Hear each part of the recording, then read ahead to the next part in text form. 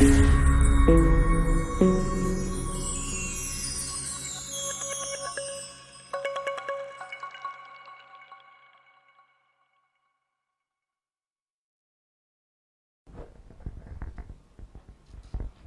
Yahweh spoke to Moshe and to Aaron, saying, This is the law of the Torah, which Yahweh has commanded, saying, Speak to the children of Israel, that they bring you a red heifer, a perfect one, in which there is no blemish, and on which a yoke has never come. And you shall give it to Eleazar the Cohen, and shall bring it outside the camp, and shall slaughter it before him. And Eleazar the Cohen shall take some of the blood with his finger, and sprinkle some of the blood 7 times toward the front of the tent of appointment. And the heifer shall be burned before his eyes. He burns its hide, its flesh, and its blood, and its dung. And the Cohen shall take cedar wood, and hyssop, and scarlet, and throw them in the midst of the fire, burning the heifer. And the Cohen shall then wash his garments, and shall bathe his body in water, and afterward come to the camp. But the Cohen is unclean until evening. And he who is burning it washes his garments in water. And afterward come to the camp, but the Cohen is unclean until evening. And he who is burning it washes his garments in water, and shall bathe his body in water, and is unclean until evening. And a clean male shall gather up the ashes of the heifer, and shall place them outside the camp in the clean place, and they shall be kept for the congregation of the children of Israel, for the water for uncleanness. It is for cleansing from sin. And he who gathers the ashes of the heifer shall wash his garments and is unclean until evening. And it shall be a law forever to the children of Israel, and to the stranger who sojourns in their midst. He who touches the dead of any human being is unclean for 7 days. He is to cleanse himself with the water on the 3rd day, and on the 7th day he is clean. But if he does not cleanse himself on the 3rd day, then on the 7th day he is not clean. Anyone who touches the dead of a human being and does not cleanse himself defiles the Mishkan of Yahweh, and that being shall be cut off from Israel. He is unclean, for the water for uncleanness was not sprinkled on him. His uncleanness is still upon him. This is the Torah when a man dies in a tent. All who come into the tent and who are in the tent are unclean for 7 days. And every open vessel which has no cover fastened on it is unclean. Anyone in the open field who touches someone slain by a sword, or who has died, or a bone of a man, or a grave, is unclean for 7 days.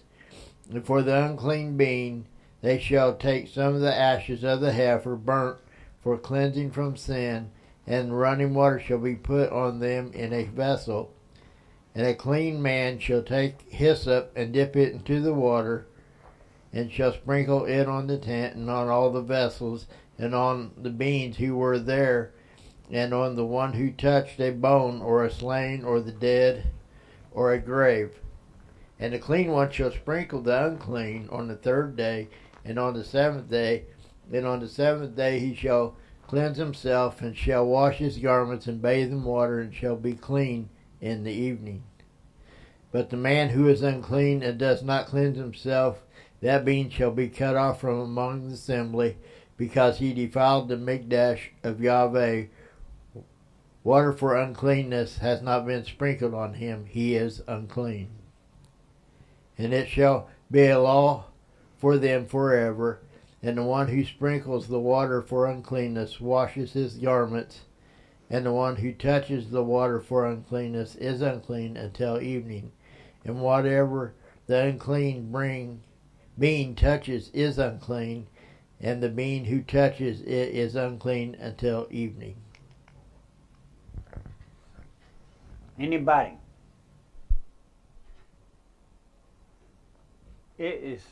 Seems that it's so important through the Word to stay clean. And And we know that it's not the water that cleansed, but the obedience of Almighty Yahweh in applying the water for cleansing to themselves. And one who would not do that, his uncleanness remained upon him, and when he came into the congregation, he defiled the congregation. He brought the defilement into the congregation, the uncleanness. We have to be aware that our actions don't only affect us, but it affects those around us in the congregation. We have to be aware of that. We have to be aware that the Father has set up the way for us to walk in a manner to stay pure and clean before Him. And He made a way for us to cleanse ourselves when we became defiled by sin. That is so precious to me that Yeshua paid that price and allowed us access to the Father to have sin removed from us. And to me it is such a blasphemy against the Father to just be unconscious or to make sin, not a big important thing. We've got forgiveness of it, so let's don't worry about it. Just go and ask for forgiveness. We should treat sin like the rattlesnake in the middle of the floor. There's no one that would allow a rattlesnake to stay in their house if they knew it. Then why would we allow sin to stay in our house when we know it? Because it's even more deadly than the rattlesnake. And that's what the Father is saying here, that if you've touched a dead person, then you've become unclean, and that that they had to go through the cleansing rites to be cleansed. And if you refuse to go through that, then you bore your uncleanness, but not only did you bear it, you brought it into the congregation.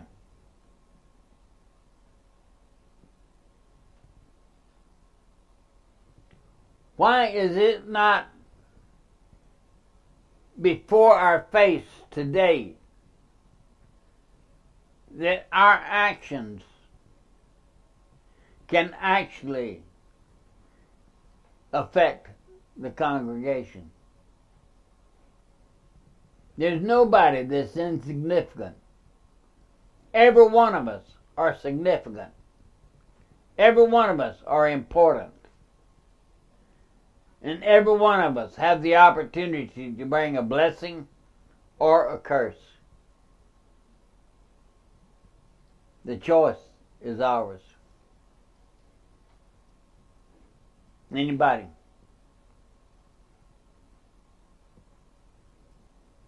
All right. Let's go on to the next chapter.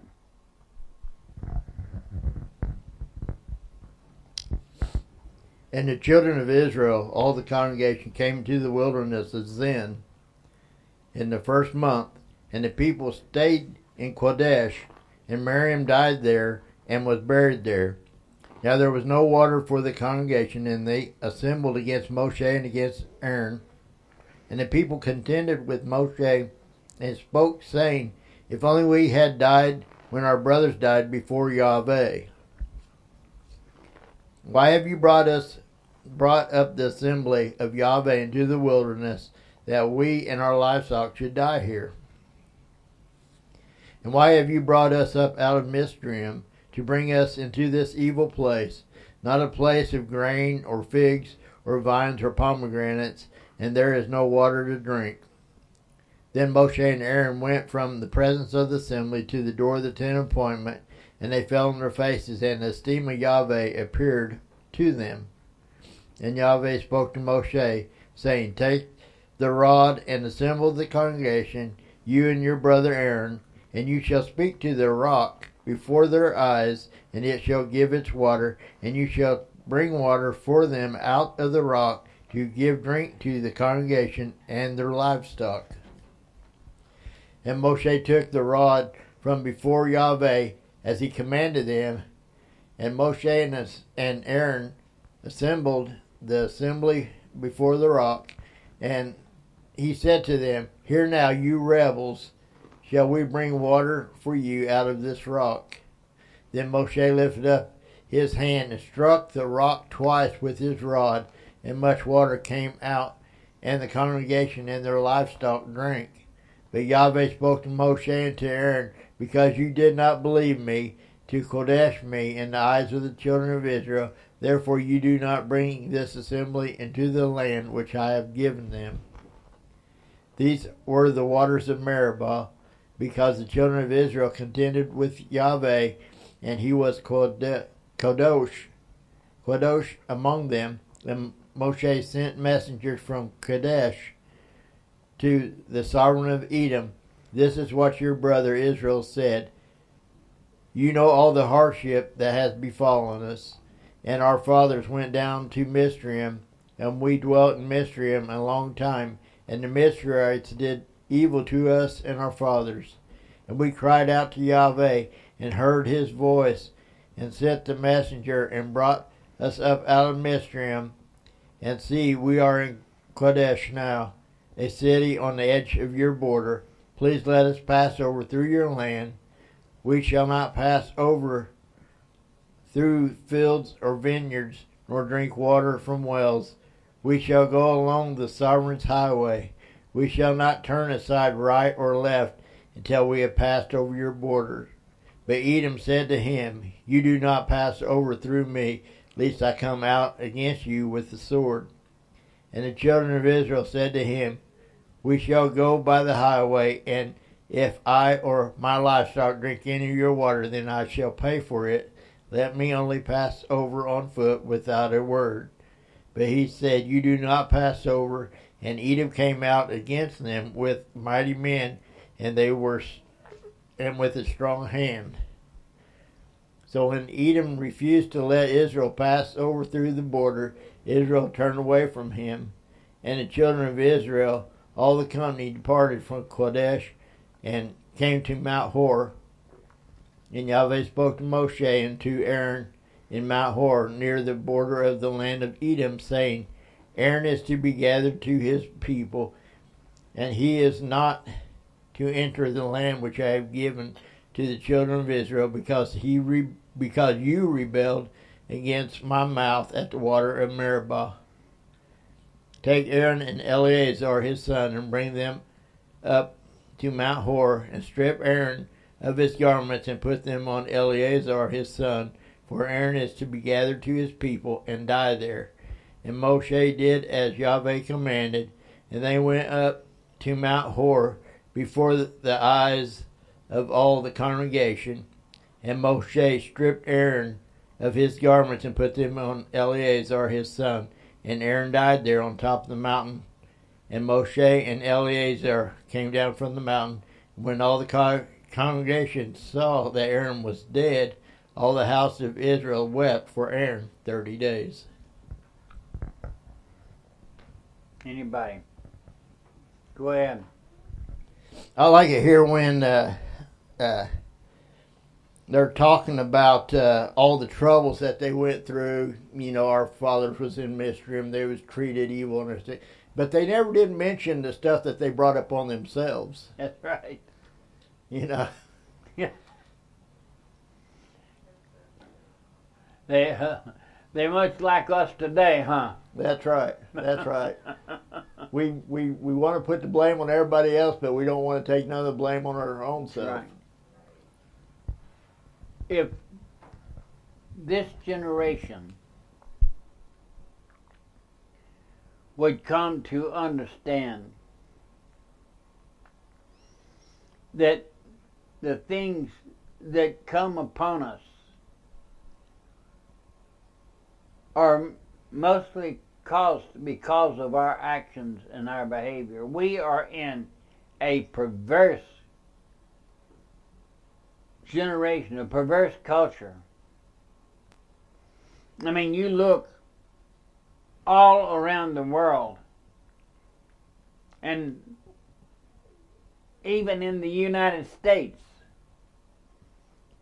that there is such defilement and perversity that there are small groups of people, and I believe this is one, that are trying to serve Almighty Yahweh with a pure heart and a pure mind. I believe that this congregation is trying to do that. And we seek His face.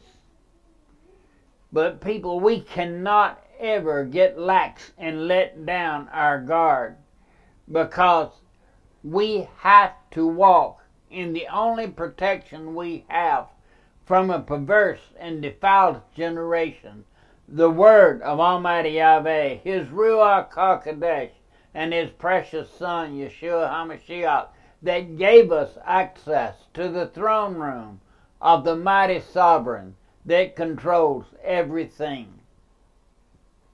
And it's just like we talked about the seeding of the clouds. When man tries to do something, look what it brings. It brings destruction. Men cannot place sovereign without the consequences coming right behind it. Almighty Yahweh is not going to let His glory, His majesty, His sovereignty be challenged by anyone and go unanswered. And whenever we refuse to walk in the Word of Yahweh, walking in His covenant, His Torah, we are rebelling against Him and setting ourselves up as sovereign over Him, that He does not have the right to tell us what to do. We are our sovereign. And that's rebellion against Almighty Yahweh in the highest form. When we transgress, we don't just transgress, we rebel against Father, because we know what has been given to us in the Word. And with the traditional church today, they say that the laws of Yahweh have been done away with. They have no effect on us. We don't have to abide by them. Grace covers it. Yeshua came that we would not have to keep the law anymore. What a blasphemy.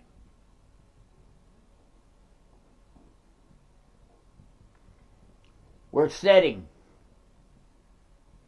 in the same place. It wasn't no big thing that Moshe did, but he struck the rock and said, "Must we bring water from this rock for you?" Come on. How many times we think that we do it? It's not in our hands, people. It's in the Father's hands. And we merely submit to the Father and let Him work through us. What an awesome blessing to be a child of Almighty Yahweh. What an awesome privilege to serve Him. Anybody? Go ahead. We know that at this time period that the children followed the cloud by day and the fire by night. So when they came to Edom, the father must have stopped at the border of Edom and sent Moshe to ask if they could pass over. Because if the father wanted to, he could have just kept on going. Oh, yeah. But for some reason, he must have stopped and allowed them, and then he turned away and went the other way. So I think the father, I don't know his reason behind it, but I know that when they turned away, that's when he took Aaron up on the mountain and changed the priesthood from Aaron to Eleazar.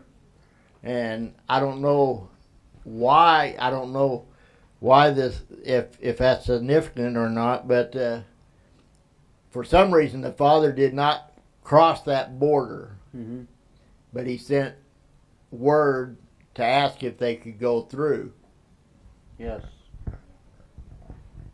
I don't know the significance of that, but it's got to be significant. Go ahead.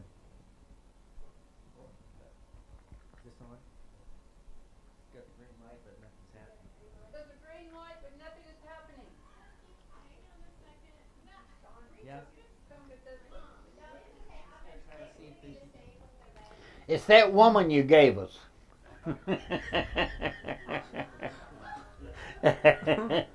Uh-oh.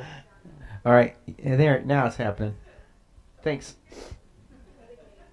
All right, yeah, well, Craig, I think that's an interesting picture that you just brought up. So, and it's almost kind of like what the Father does with us. He comes at our door and knocks, and then asks if he can be let in. Right. And they said no, so he turned away. That's pretty interesting. Go ahead. And we know that the father told them, I don't know if he's told them yet, but he told them that I will not give you any part of Edom. That's Esau's mountain, you know. Right. That's Esau's property. So they was only looking for permission to cross over, to pass through. Yeah. The Father's word does not change. His covenant does not change. Anybody? All right. Let's go on. Oh, I'm sorry, Rachel. Oh, we'll see. Yep, this one's working. Is that woman? Okay. Yeah, just a couple things. So one, when you're talking earlier, RC bringing up, Moses' rebellion in it, the shall we, his frustration or anger or selfishness or whatever he's feeling right there. The thought occurred to me this reading through that I hadn't really thought about. Back in 8, when Yah's giving him the instruction, we know the difference, and he says, and you shall speak to the rock before their eyes, and it shall give its water. And instead, Moshe says that, shall we bring water for you from this rock? Then Moshe lifted his hand and struck the rock twice with his rod. And I think there's a lot of people's, there's lots of thoughts and theories and things to reap from that. But this year I was thinking that sometimes, like, naturally there are little cisterns or little treks of water or whatever. You don't see, it might be down, might be coming through a rock.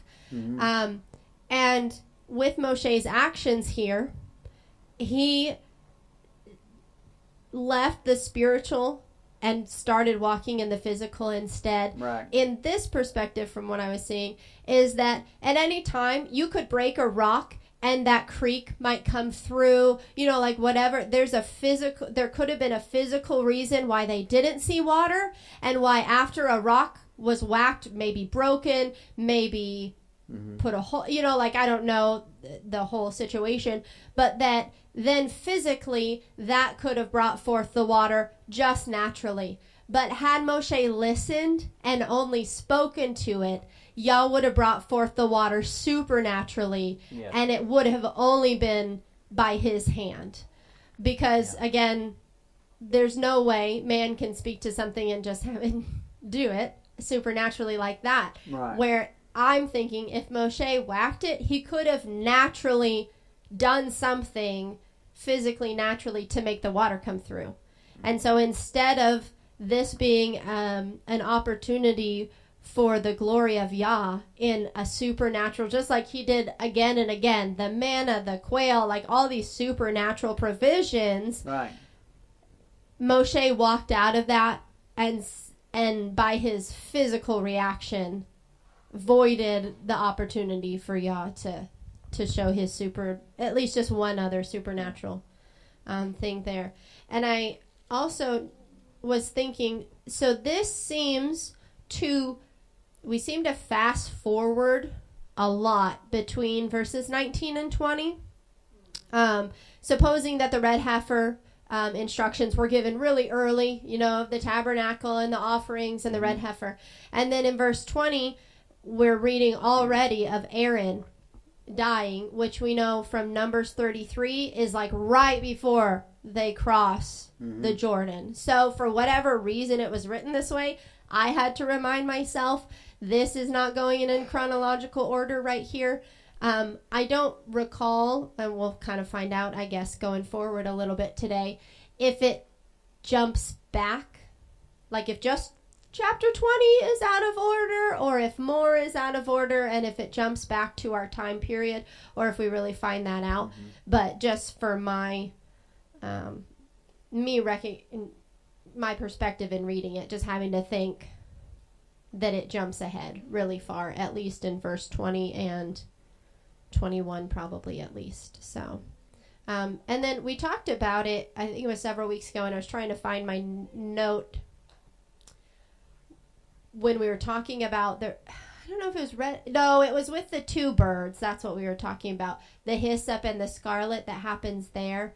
And so just that correlation with Messiah, and that later we see, and I thought we read another one, 1 Corinthians or something, but that brought in where Paul speaks of it, about the red heifer, like the red heifer was brought out the camp, and maybe that's the Romans, that Messiah was taken out the camp, and we know that there was scarlet in his crucifixion. We suppose that the cross is cedar, and then the hyssop that was given to him as well. So just seeing, again, he's not a red heifer, he's not a female, he's not a cow. Like there's not everything that matches, but that this is a symbol, right, to what Yeshua fulfills, not to do away with, but to fulfill later on as well. I think there are so many pictures, in just this particular scripture. I think it is so made aware of, or we are made so aware of, how easy it is to step out of the will of Almighty Yahweh. How easy it is to get frustrated and act on our own. Because I think this is exactly what happened to Moshe.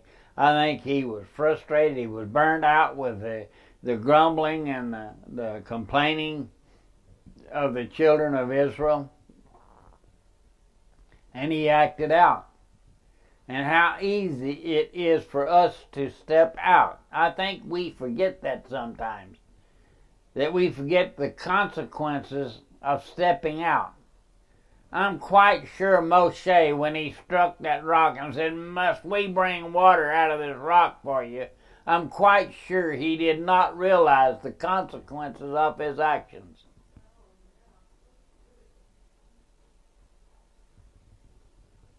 And I wonder how many times we step out and we don't consider the consequences of our actions.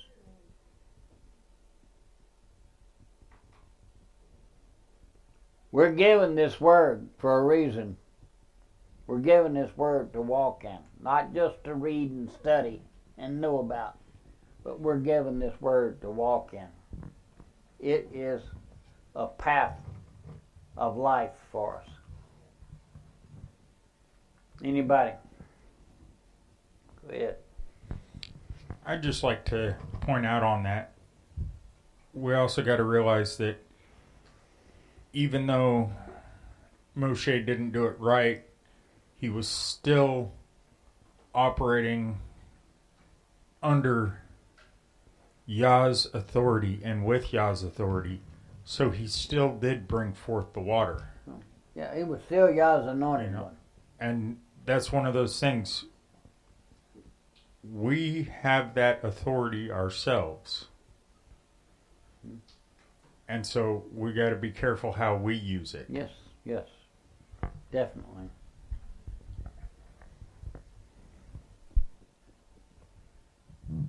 Go ahead. It's all about focus and distraction. Yes, The whole world is distracted right now. yes.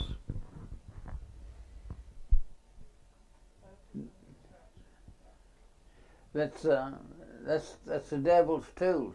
He's a deceiver, you know. If he can get you to looking at this while he's doing this, the same thing, the same principle that a magician works on. He gets you focused here while he's doing this.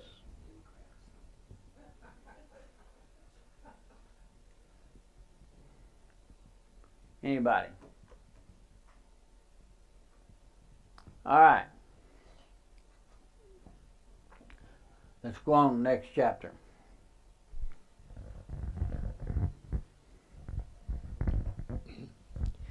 And the sovereign of Arad, the Canaanite who dwelt in the Negeb, heard of Israel was coming on the way to Ephraim, and he fought against Israel and took some of them captive. Then Israel made a vow to Yahweh and said, if you deliver this people into my hand indeed, then I shall put their cities under the ban.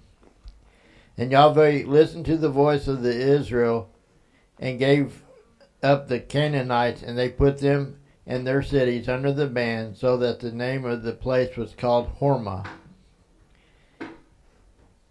And they departed from Mount Hor by the way of the Sea of Reeds to go around the land of Edom, but the being of the people grew impatient because of the way. And the people spoke against Almighty Sovereign and against Moshe. Why have you brought us out of Mitzrayim to die in this wilderness, for there is no food and no water, and our being lulls this light bread? And Yahweh sent fiery serpents among the people, and they bit the people, and many of the people of Israel died. Then the people came to Moshe and said, we have sinned, for we have spoken against Yahweh and against you. Pray to Yahweh to take away the serpents from us. So Moshe prayed on behalf of the people. And Yahweh said to Moshe, make a fiery serpent and put it on a pole, and it shall be that everyone who is bitten, when he looks at it, shall live. So Moshe made a bronze serpent and put it on a pole. And it came to be, if the serpent had bitten anyone, when he looked upon at the bronze serpent, he lived. And the children of Israel departed and kept in Oboth. And they departed from Oboth and came to Lir ha-Abrim, in the wilderness which is east of Moab, toward sunrise. From there they departed and camped at the valley Zered. From there they departed and camped on the other side of Arnon, which is in the wilderness that extends from the border of the Amorites. For the Arnon is the border of Moab, between Moab and the Amorites. Therefore it is said that the book of the battles of Yahweh, Waheb, in Saphah, and valley Arnon, and the slope of the valley that turns aside to the dwelling of Ar, and lies on the border of Moab, and from there on to Beer, which is the well where Yahweh said to Moshe, gather the people and let me give them water. Israel then sang this song, spring up, O well, sing to it, a well the leaders sank, which is the nobles of the people dug by hacking with their staves, and from the wilderness unto Mattanah. From Mattanah to Nahaliel, from Nahaliel to Bamoth, from Bamoth to the valley that is in the city of Moab, to the top of Pisgah, which looks down on the wasteland. And Yisrael sent messengers to Sihon, sovereign of the Amorites, saying, Let me pass through your land. We shall not turn off into fields or vineyards, and we shall not drink water from wells, but go by the sovereign's highway until we have passed over your border. But Sihon would not allow Israel to pass through his border. So Sihon gathered all his people together and went out against Israel in the wilderness, and he came to the Yahats and fought against Israel. And Israel smote him with the edge of the sword and took possession of his land, and from Arnon to the Yabog, as far as the children of Ammon, and the border of the children of Ammon was strong. And Israel took all these cities, and Israel dwelt in all the cities of the Amorites, in Heshbon, and in all its villages. For Heshbon was the city of Zion, the sovereign of the Amorites, who had fought against the former sovereign of Moab, had taken all the land from his hand as far as the Arnon. That is why those who speak in Proverbs say, Come to Heshbon, let the city of Sion be built and established. For fire went out from Heshbon, a flame from the city of Sion. It consumed Ar and Moab, the masters of the heights of the Arnon. Woe to you, Moab! You have perished, O people of Chemosh.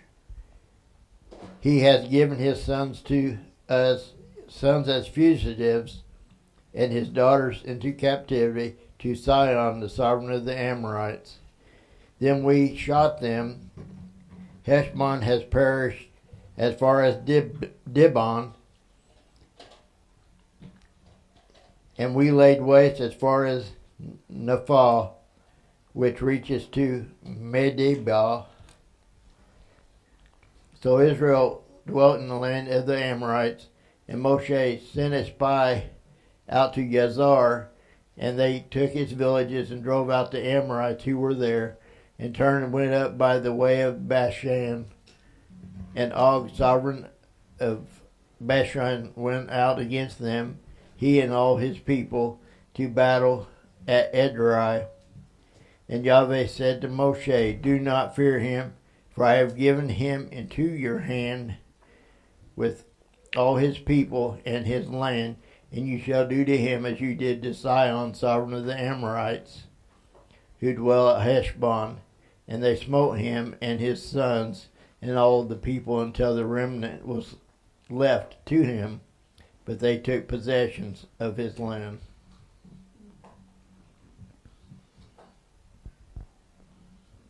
Anyone? Go ahead.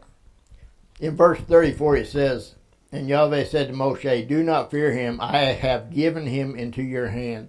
Yes. He's talking to Moshe in past tense. I have given him into your hand. It's already been done. It's already been done. It's a done deal. Yes, it's so awesome to me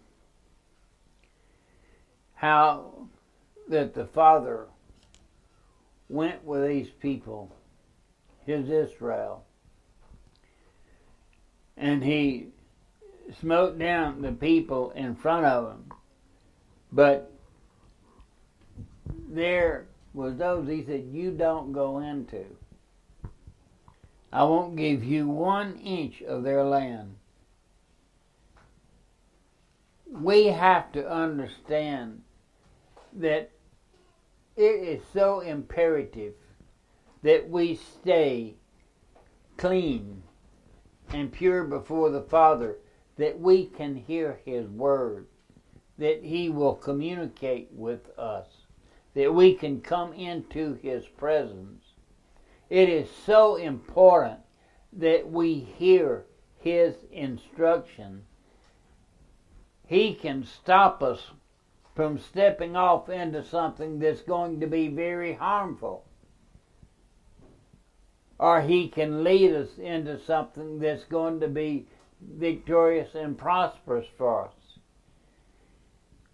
We have to understand that our life and our breath totally depends on hearing, trusting, and obeying Almighty Yahweh. And if you can't hear Him, you can't obey Him. And even if you hear Him and don't understand what He's saying to you, you can't obey Him. We have to keep the clutter out of our life. It's just like sticking cotton in your ears. It makes it hard for you to hear what anybody is saying to you. And if they don't speak to you in a language that you can understand, even though the cotton's not there, you can't understand what they're saying to you. I know that whenever the Father brought me in to the covenant that we're in today with Him, I know that He just beat my brains out with one scripture, man. Go back to the crossroads and seek the old paths. And I could not get that out of my heart or my mind. And Sister Gail and Donna, some of the others, remember, we went down to the crossroads. The whole congregation, we walked down to the crossroads of 77 and 54. We went down there and just to see what the Father would show us. You know, just be obedient to Him. And what happened was there was a harvester come through ahead of a cultivator. And Julie, which was a farmer on the farm, said, "That's out of order." And that put the thought in my head, am I out of order? And it come to pass that I just could not get this out of my heart and mind. And I said, "Father, I can't obey you if I don't know what you're saying to me." And as clear as a bell, it came. Seek out the Hebrew roots to the church. And that's the reason we're where we're at today. Because I was perfectly content with a full gospel non-denominational ministry and had a good congregation. We was having an attendance of 80 to 90 people on a Sunday. But whenever the Father opened our eyes and we decided that we were going to keep the Sabbath and covenant, man, it went from 80 to 90 to 4 or 5. You know what I mean? The numbers dropped quickly. But here's the point. You've got to be able to hear the Father. And then when you hear Him, you've got to be able to understand what He's saying to you. And if you don't understand, ask Him. He is not the author of confusion, people. He's revelation and understanding. He's not the author of confusion.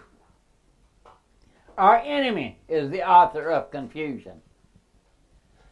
So when we are not understanding the Father, seek understanding. He's the one that's going to give it to you. Nobody else is going to give it to you. He's the one that can give you understanding and clarity. Anybody?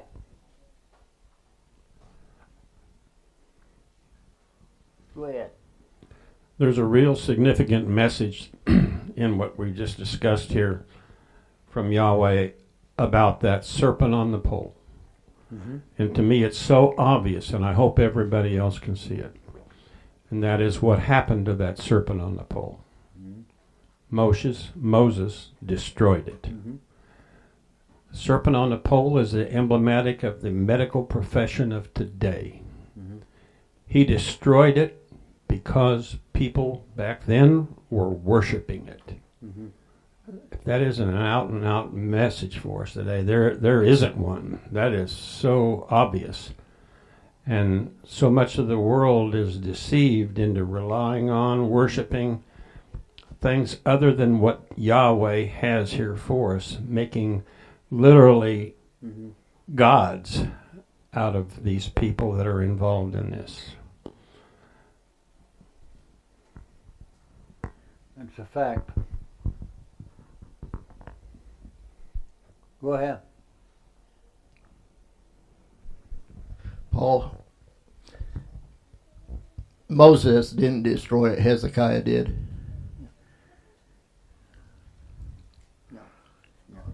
Yeah, he destroyed it because the people was making it a god. Making it idol. They was worshiping it. Right.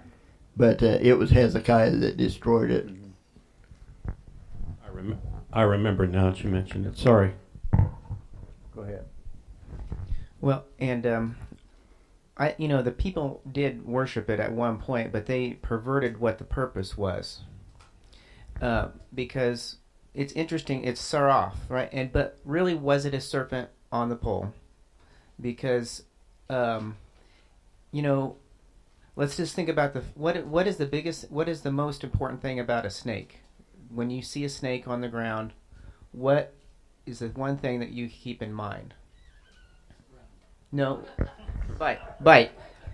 It's the head. It's the head with the teeth. So you have to keep that in mind. And so the Hebrew language, if we go to the pictograph, they actually put a meaning associated with the word. And so when you see the word saraf, it is a head with two teeth and an open mouth. That is actually the picture of that word. And so it goes back to I believe it's connected to Exodus 3:14 in the burning bush. When the voice out of the bush says my name is I am that I am, or that's what we translate it in the English. But that word in the middle is literally a head with two teeth, and it's a strong head. It's not open in that one sense. In that passage, the mouth is not open. But I think it's pointing to it's pointing to something that it's about Yahuwah, and you better listen, because the mouth was open to speak at this point. You had, it was strong, but now it is speaking to the people. Mm-hmm. And so, and that's what, the word of Yahweh came down, and he's the spokesperson for us, for Yahuwah. And so it's, listen up, you need to listen to the Messiah. Yeah. And the Messiah's message of what you need the Messiah now, so be ready to listen. And so I think that's the message. And I don't believe it was actually a snake that was put on a pole. I think that's what's been perverted. But the message is, it's about the message. It's not about a snake. It's about the message of the sacrifice and what needs to be paid. Even if it was a snake on the pole, it wasn't about the snake that healed or the pole that healed. It was obedience to the Father, that when you got bit, you turned and obeyed him and did what he said to do to be healed from the bite. The word of Yahweh is what heals, not the snake or the pole, not the implement, but the word of Yahweh and obedience. Obedience was what healed them. They turned and obeyed Almighty Yahweh, and as they looked upon the whatever was on the pole, I've looked at the word, it shows to be a snake, but who knows? I just know that it wasn't the object that was on the pole or the pole that healed, but obedience to the Father is what healed.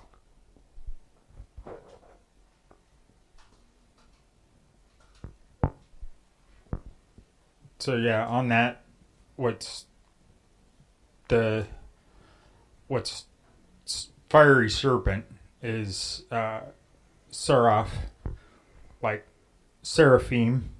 It's the same, because seraph is the singular, seraphim being the plural. So, and I don't think it would have been a seraphim on the pole, but there's a lot of, it could have been something totally different, not a serpent at all, or angel, seraphim.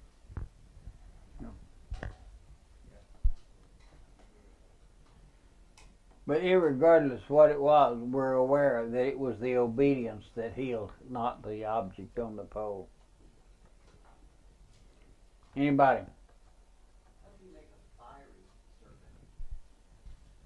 Do what? Well, it would be the word fiery, I think, indicates poisonous. Go ahead. That could be, but if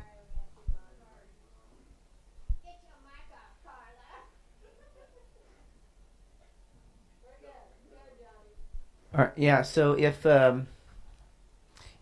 it's like a double use of a word, that's what I was kind of pointing at, is that this word could be doubly used. Mm-hmm. Like in this sense, it's in the everyday sense, it's a snake on the ground, but if in this sense, it's trying to point to something else, if I'm correct. But if it's a fiery one, it could have been made shiny, or something. It was made probably out of bronze, or. Mm-hmm.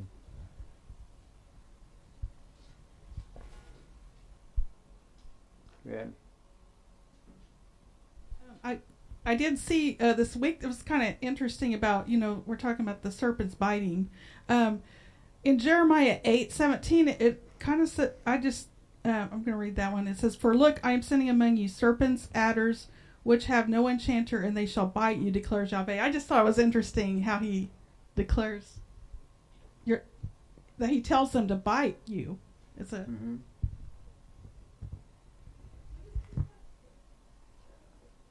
Go ahead. Carla's reference in that for Jeremiah brought then to mind Messiah.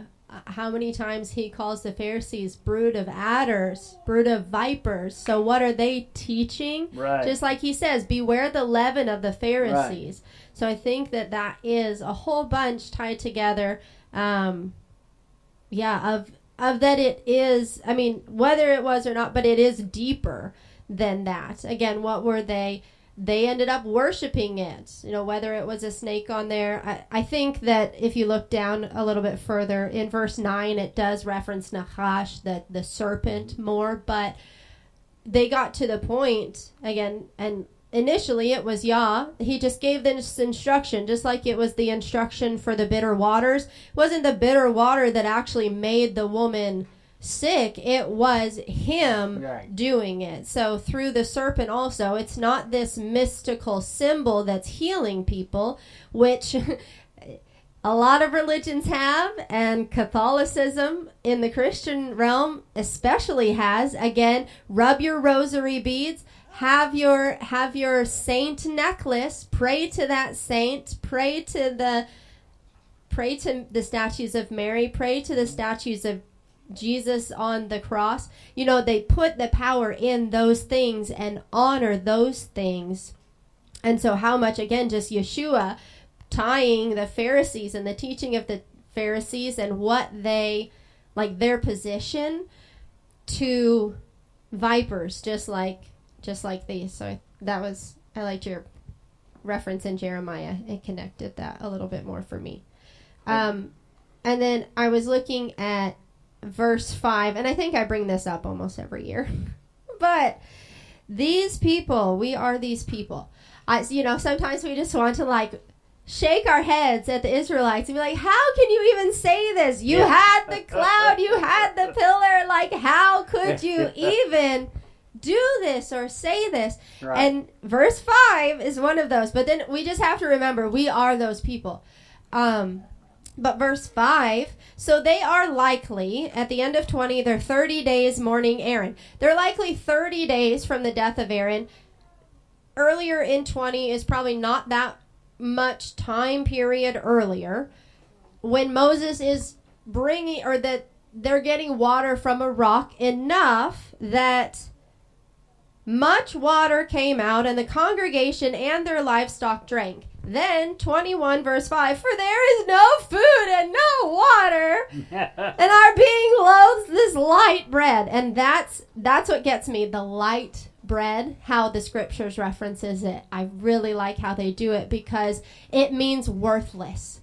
Like in biblical context, giving respect to someone is making them heavy. Like the heavy things are what is meaningful. It's what's worthy of glory, what's worthy of honor. Light is the opposite. It's worthless. Right. So they're complaining. They're seeing manna every day. They're getting water from rocks. They got quail.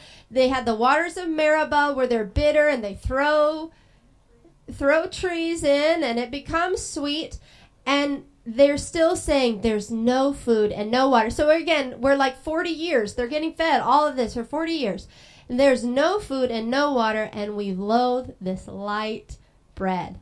So just making that hit for myself and thinking, what am I treating as worthless? That the Father has provided for me, that he's preparing the way for me, that he wants me, even if it's a challenge, whatever it is that he's putting before us, that we need to buck up, and we need to be thankful, we need to give him praise and glory for the manna that comes every day, not calling it light bread.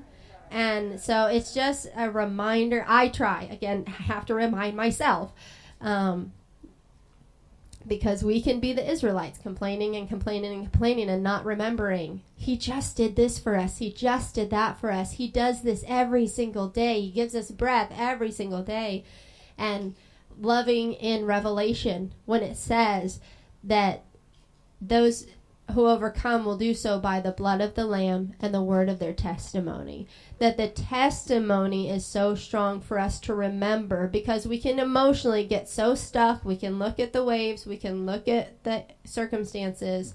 So our testimonies to help ourselves, kind of like Paul was saying, to encourage ourselves with that, with the word, with our testimonies, with what he's done, and to do that for each other too. To say, you're in a real rut right now. I get that. I see that, and it's real. Remember this that he did. Remember that he did. He did this for me. He can do that for you. And not belittling that, not making it light, I think for us is good to remember. When you talk about, they said, we loathe this light bread. I see that there's so many people that won't even pick up their Bible to read it.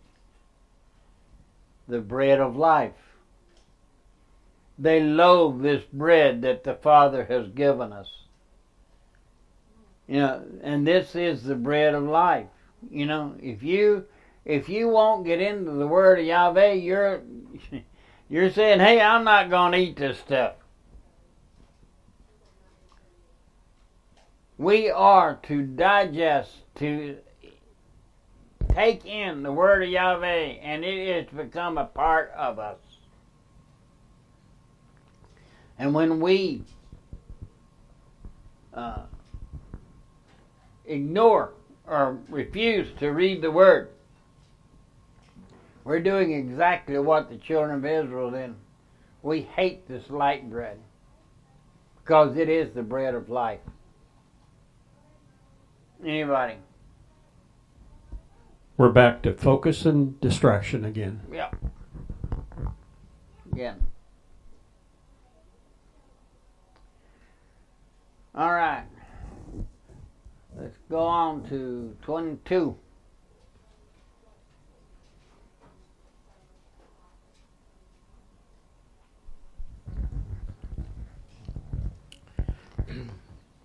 And the children of Israel departed and camped in the desert plains of Moab, beyond the Jordan of Jericho.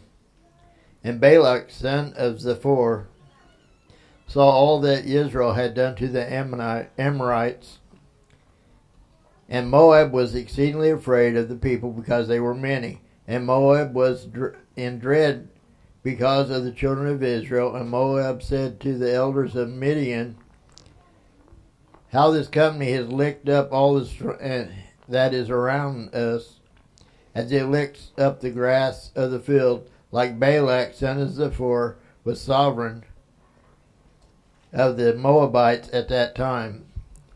And he sent messengers to Balaam, son of Beor, at Pethor, which is near the river in the land of the sons of his people, to call him, saying, see, a people has come from Mizraim. See, they have covered the surface of the land and are settling next to me. And now, please come at once, curse this people for me, for they are too strong for me. It might be that I smite them and drive them out of the land, for I know that he whom you bless is blessed, and he whom you curse is cursed. And the elders of Moab and the elders of Midian left with the divination fee in their hand, and they came to Balaam and spoke to the words of Balak to him. And he said to them, spend the night here, and I shall bring back word to you as Yahweh speaks to me. So the heads of Moab stayed with Balaam.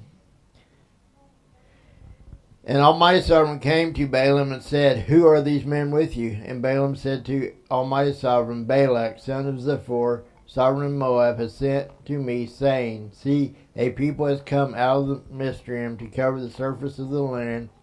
Come now, curse them for me. It might be that I am able to fight against them and drive them out. And Almighty Sovereign said to Balaam, do not go with them. You do not curse the people, for they are blessed. And Balaam rose in the morning and said to the heads of Balak, go back to your land, for Yahweh has refused to allow me to go with you. And the heads of Moab rose and went to Balak and said, Balaam refuses to come with us. And Balak again sent heads more numerous and more esteemed than they. And they came to Balaam and said to him, this is what Balak son of Zippor said, do not be withheld from coming to me, please, for I esteem you very greatly, and whatever you say to me I do. Therefore please come, curse this people for me. And Balaam said to the servants of Balak, though Balak were to give me his house filled with silver and gold, I am unable to do beyond the word of Yahweh, my Almighty Sovereign, to do less or more. And now, please, you also stay here tonight, and let me find out what more Yahweh says to me. And Almighty Sovereign came to Balaam at night, and said to him, if the men come to you to call you, rise and go with them, but only the word which I speak to you that you do. Then Balaam rose in the morning and saddled his donkey and went with the heads of Moab, but the displeasure of Almighty Sovereign burned because he went. And the messenger of Yahweh stationed himself in the way as an adversary against him, and he was riding on his donkey, and his two servants were with him. And the donkey saw the messenger of Yahweh standing in the way with his drawn sword in his hand, and the donkey turned aside out of the way and went into the field. So Balaam beat the donkey to turn her back into the way. Then the messenger of Yahweh stood in the narrow passage between the vineyard, with the wall on this side and the wall on that side. And when the donkey saw the messenger of Yahweh, she pushed herself against the wall and crushed Balaam's foot against the wall, so he beat her again. And the messenger of Yahweh went further and stood in a narrow place where there was no way to turn aside right or left. And when the donkey saw the messenger of Yahweh, she lay down under Balaam. So Balaam's displeasure burned, and he beat the donkey with his staff. Then Yahweh opened the mouth of the donkey, and she said to Balaam, what have I done to you that you have beaten me these 3 times? And Balaam said to the donkey, because you have mocked me, if there was a sword in my hand, for I would have killed you by now. And the donkey said to Balaam, Am I not your donkey on which you have ridden ever since I became yours to this day? Was I ever known to do so to you? And he said, No. And then Yahweh opened Balaam's eyes, and he saw the messenger of Yahweh standing in the way with his drawn sword in his hand, and he bowed his head and fell on his face. And the messenger of Yahweh said to him, Why have you beaten your donkey these 3 times? See, I have come out to stand against you, because your way is reckless before me. And the donkey saw me and turned aside from me these 3 times. If she had not turned aside from me, I certainly would have killed you by now and let her live. And Balaam said to the messenger of Yahweh, I have sinned, for I did not know you stood in the way against me. And now, if evil is in your eyes, let me turn back. And the messenger of Yahweh said to Balaam, Go with these men, but only the word that I speak to you, that you speak. Balaam then went with the heads of Balak. And when Balak heard that Balaam was coming, he went out to meet him at the city of Moab, which is on the border of Arnon, which is in the extremity of the border. And Balak said to Balaam, Did I not earnestly send to you, calling for you? Why did you not come to me? Am I not able to esteem you? And Balaam said to Balak, See, I have come to you. Now am I at all able to say somewhat? The word that Almighty Sovereign puts in my mouth, that I speak. And Balaam went with Balak, and they came to Quariath Hutzeth, and Balak slaughtered cattle and sheep, and he sent to Balaam and to the heads who were with him. And it came to be in the morning that Balak took Balaam and brought him up to the high places of Baal, and from there he saw the extremity of the camp. Isn't it amazing? I think this is no different than today when we try to bargain with Almighty Yahweh. He had already given him his word that he was not to go with these men, and yet he kept the door open to go with them. And not the same ones, the other group that was sent, but the situation hasn't changed any at all, just the players. So already he knew that the Father did not want him to go with them, and yet he desired to go with them, and probably because there was riches in it for him, and esteem.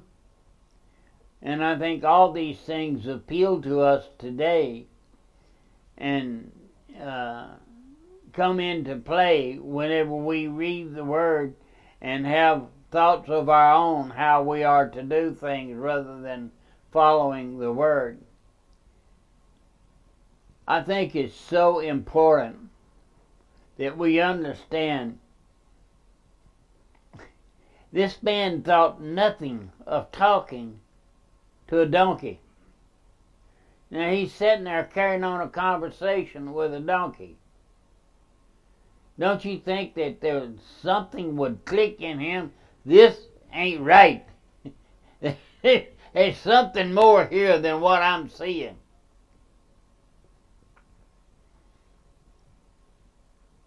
But I think when we have blinded ourselves to the Word, that it's hard to get those scales off of our eyes. And I think that's why we have to be so careful that we do not consciously, willingly pull scale over our eyes to try to change the Word or to evaluate the Word to fit our purposes. this was very, very extreme to me, that the man, and of course Craig brought it out. I believe it was the last time we was here, that this was one of the magicians that was in Pharaoh's camp. I believe you brought that out last time we was here, that this man was one of the magicians that was in Pharaoh's camp when Moses stood before him. So we need to understand that this was a way of life to him. It wasn't a new thing. His esteem was his ability to perform. So, he had already heard what the Father said, but he went back to him again for the next time, rather than saying what the Father had said to him. Go ahead, sister. Yeah, because in 20, it says, if the men come to call you, rise and go with them.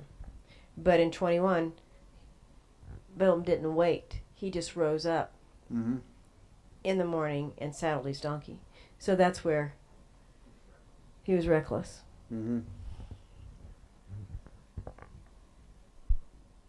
I wonder how many times we're reckless with the word.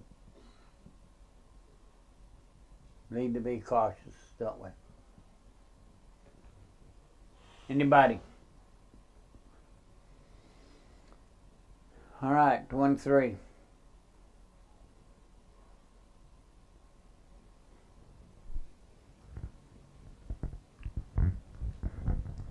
And Balaam said to Balak, build 7 altars for me here, and prepare 7 bulls and 7 rams for me here. And Balak did as Balaam had spoken, and Balak and Balaam offered a bull and a ram on each other. Balaam then said to Balak, stand by your burnt offering and let me go on. It might be that Yahweh comes to meet me, and whatever he shows me I shall declare to you. And he went to a bare height.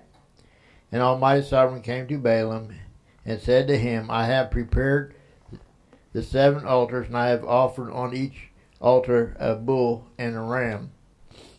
And Yahweh put a word in the mouth of Balaam and said, return to Balak, and this is what you to say.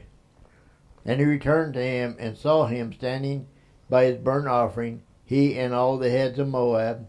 And he took up this proverb and said, Balak, the sovereign of Moab, has brought me to Aram from the mountains of the east. Come curse Jacob for me, and come rage against Israel. How do I curse what Almighty Sovereign has not cursed, and how do I rage at whom Yahweh has not raged? For from the top of the rocks I see him, and from the hills I observe him. Look, a people dwelling alone, not reckoning itself among the nations. Who shall count the dust of Jacob, and the number of 1/4 of Israel? Let me die the death of the upright, and let my end be like his. And Balak said to Balaam, what have you done to me? I took you to curse my enemies, but look, you have kept on blessing. And he answered and said, should I not take heed to speak what Yahweh has put in my mouth? And Balak said to him, please come with me to another place from where you see them, and only see the extremity, but not all of them. Curse them for me from there. And he took him to the field of Zophim, to the top of Pisgah, and built 7 altars, and offered a bull and a ram on each altar. And he said to Balak, stand here by your burnt offering, while I meet over there. And Yahweh came to Balaam, and put a word in his mouth, and said, go back to Balak, and say this. So he went to him, and saw him standing by his burnt offering, in the heads of Moab with him. And Balak asked him, what did Yahweh say? And he took up this proverb and said, rise up, Balak, and hear. Listen to me, son of Zippor. Almighty Sovereign is not a man to lie, nor a son of man to repent. Has he said, and would not he do it, or spoken, and would not confirm it? See, I have received to bless, and he has blessed, and I do not reverse it. He has not looked upon the wickedness of Jacob, nor has he seen trouble in Israel. Yahweh has his almighty sovereign is with him, and the shout of a sovereign is in him. Almighty sovereign who brought them out of Mizraim is for them like the horns of the wild ox. And there is no sorcery against Jacob, nor is there any divination against Israel. Now it is said to Jacob and to Israel, what has Almighty Sovereign done? Look, a people rises like a lioness, and lifts itself up like a lion. It lies not down until it devours the prey and drinks the blood of the slain. And Balak said to Balaam, do not curse them at all, nor bless them at all. And Balaam answered and said to Balak, have I not spoken to you, saying all that Yahweh speaks that I do? And Balak said to Balaam, please come, let me take you to another place. It might be right in your eyes, right in the eyes of Almighty Sovereign, that you curse them for me from there. And Balak took Balaam to the top of Peor and overlooks the wasteland. And Balaam said to Balak, build 7 altars for me here, and prepare 7 bulls, 7 rams for me here. And Balak did as Balaam had said, and offered a bull and a ram on each altar. Anybody? The whole thing is here that no matter how much we go to, how much effort we make, we're not going to change the word of Yahweh. We're not going to change what he has spoken. And he spoke to Abraham. He said, I will bless those who bless you, and I will curse those who curse you. And so Balak could not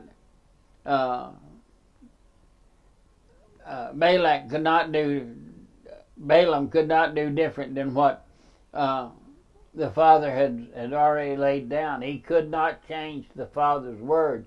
And had he changed it, it would not have made any difference. If he'd have said something different, the Father still was going to do as he was going to do. And merely by giving instruction to Balaam, he was just letting them know, this is what we're going to do. This is what's going to happen. And look at the folly of man by thinking that they could change a place and that would change the Father's mind.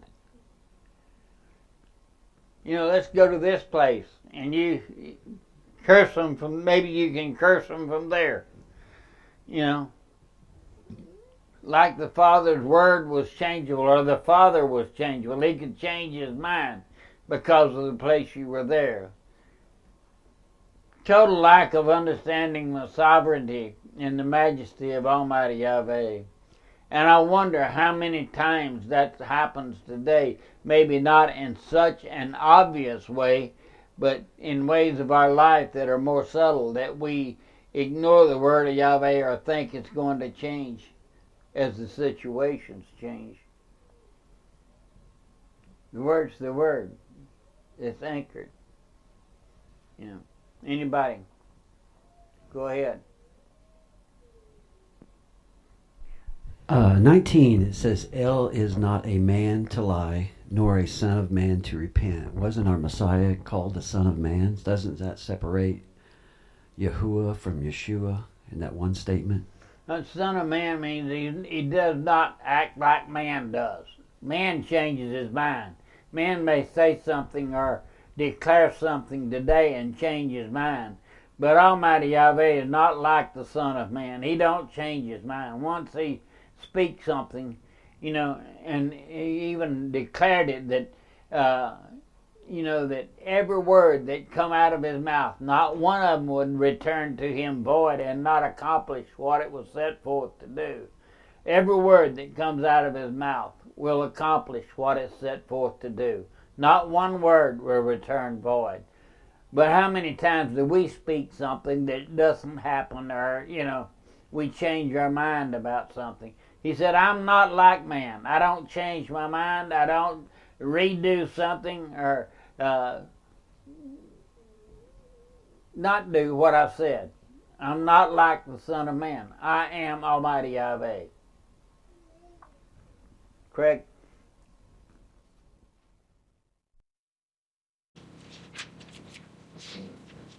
Yeah, you know, Balak here, he's trying to get his point across. He wants Israel cursed, and he keeps going to Balaam to try to get this. Like you said, he's taking him to different places to try to get this. Mm-hmm. You know, if we had that type of tenacity in our prayers, going to the Father, Yeah. you know, seeking Him on our behalf or on behalf of others, you know, I mean, I just like he doesn't want to give up. He doesn't want to take no for an answer. Yeah. And sometimes that's the way we need to be with the Father. Yeshua told the woman to keep going to the unjust judge Mm-hmm. to get her way. And the judge, he will wear that judge out, and he will finally just say, all right, whatever she wants, give it to her. You know, and that's the way we need to be with the Father. Now, I'm not saying he's unjust, or like we need to wear the Father out with our prayers. And I think that's what he wants us to do. Yes. He wants us to be at His feet, seeking Him daily for our lives and our well-being. Anybody? All right, let's go to 24. And when Balaam saw that it pleased Yahweh to bless Israel, he did not go as he did other times to seek to use sorcery, but he put his face toward the wilderness, and Balaam lifted up his eyes and saw Israel encamped according to their tribes, and a ruach of Almighty servant came upon him. And he took up this proverb and said, the saying of Balaam, son of Peor, and the saying of this man whose eyes are open, the saying of him who hears the words of Almighty Sovereign, who sees the vision of Almighty Sovereign, who falls down with eyes open wide. How good are your tents, O Yaakov, your dwellings, O Israel, like valleys that stretch out, like gardens by a river, like aloes planted by Yahweh, like cedars beside waters. He makes water flow from his buckets, and his seat is in many waters. His sovereign is higher than Agag, and his reign is exalted. Almighty Sovereign, who brought him out of Mizraim, is for them like the horns of the wild ox. He devours nations. His enemies, he breaks their bones, and he strikes through with his arrows. He bowed down, he lay down like a lion, and like a lion who would rouse him. Blessed is he who blesses you, and curses he who curses you. Then the displeasure of Balak burned against Balaam, and he struck his hands together. Balak then said to Balaam, I summoned you to curse my enemies, and see, you have kept on blessing these 3 times. And now flee to your place. I said I would greatly esteem you, and see, Yahweh has kept you back from esteem.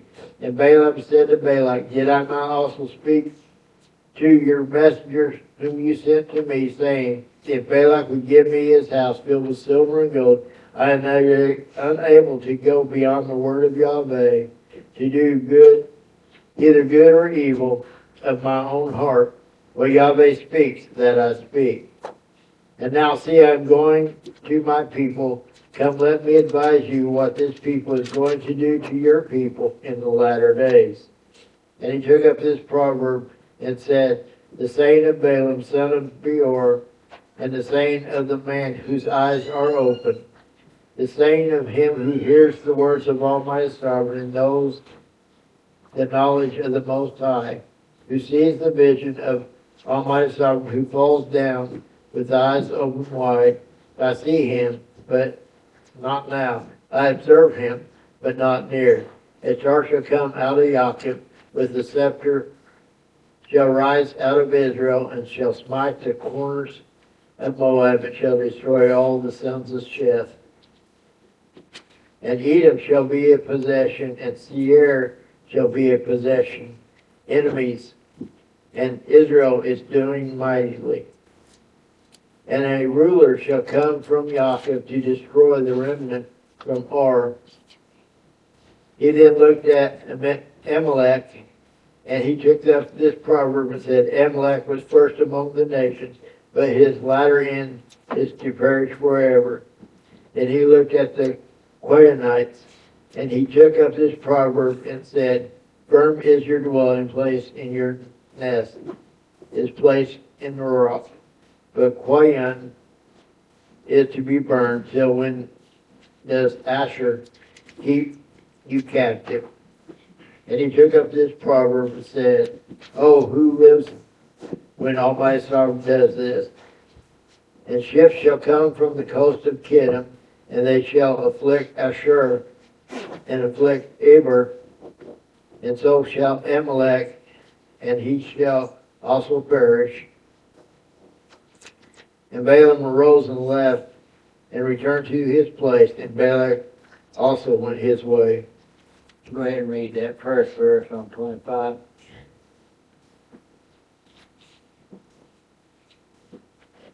We got 9 of them to read. We got 9 of them to read. No, read all 9. Just read all 9 to 25. Yeah, there is 9, yeah. I'm sorry. Go ahead. All right.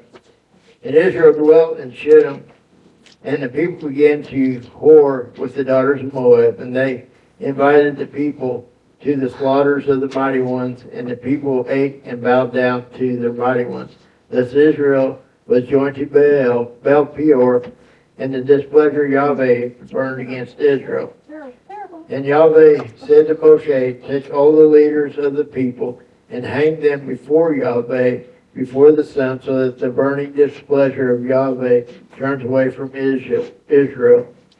And Moshe said to the judges of Israel, each one of you slay his men whom were joined to Baal Peor. And see, one of the children of Israel came and brought his brothers a Midianite woman before the eyes of Moshe, and before the eyes of all the congregation of the children of Israel, who were weeping at the door of the tent of appointment. And when Phinehas, son Eleazar, son of Aaron the Cohen, saw it, he rose up from among the congregation, took his spear in his hand, and he went after the man of Israel to the tent, and thrust both of them through, the man of Israel and the woman to her abdomen. Thus the plague among the children of Israel came to stop. And those who died in the plague were 24,000. Anybody? Go ahead. Here, in verse 24, when it starts out, it says, when Balaam saw it pleased Yahweh to bless Israel, he did not go as other times to seek the use of sorcery. But it says, he lifted up his eyes and saw Israel encamped according to their tribes, and the ruach of Almighty Sovereign came upon him. The Spirit of Yahweh came upon him, the Ruach HaKodesh, and he took this proverb in his house and in his mouth, and Balaam, the son of Peor, his eyes were open. He was in the Spirit. When you decide that you're going to do what the Father wants you to do, and you're in line with Him, the Ruach will come upon you, and He will lead you and guide you, and He will speak through you, so that all your words are not void, but they all have substance to them. Exactly. And here he's in the Spirit so much that when he gets down to verse 10, it says Balak slapped his hands together to try to bring him out of that. Right. tries to wake him out of it. And then he talked with Balak for a little bit, and then he goes right back into it. The man whose eyes were open, and then he starts this prophecy of Yeshua, the star who will come out of Yaakov. The scepter shall rise out of Israel. He goes right into Yeshua, and then he starts speaking the end, of what's going to happen. I'm amazed with all of this, all the revelation that the Father is giving this man at that time, visions of things in the future. But one of the things that really impacts me here is how the Father blessed Israel and protected them, would not let the prophet curse them, protected them. And how quickly they turned from this blessing, and it turned into a curse that 24,000 of them died. 24,000. I mean, we say these numbers, but can you imagine what 24,000 dead bodies looks like? My word.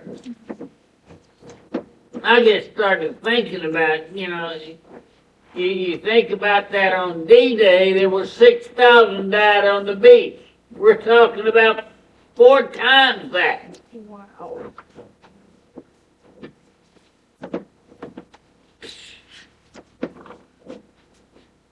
Man, I mean, to me, this is just,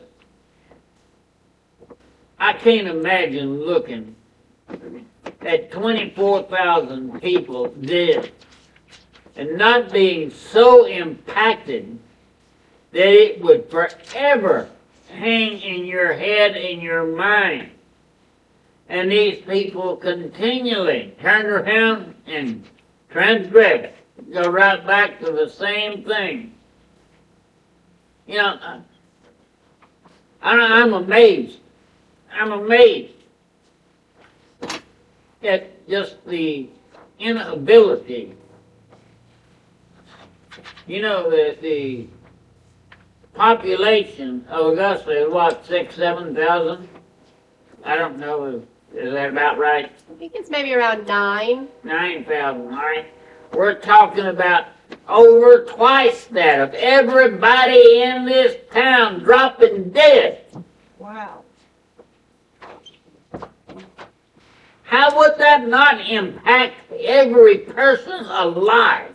Mm-hmm.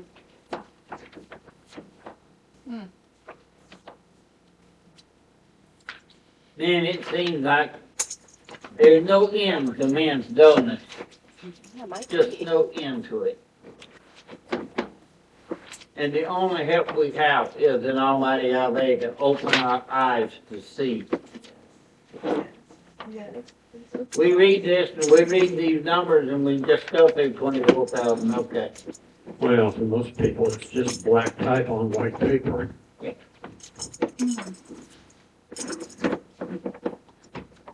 Go ahead. I think one of the things that comes out to me is it's amazing that we actually have this exchange, because how did it get in Israel's hands? How did it get in the book? Mm-hmm.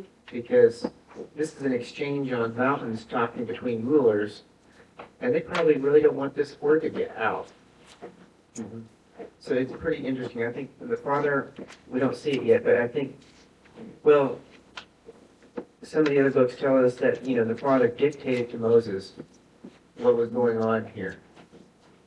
And so that's how we got it. And then it also happened with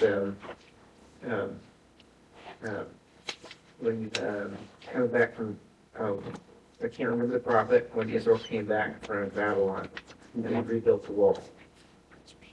Nehemiah. Nehemiah supposedly, or Ezra. Ezra was the one in Second Ezra's. He was dictated the books to him. Oh, yeah. Yeah.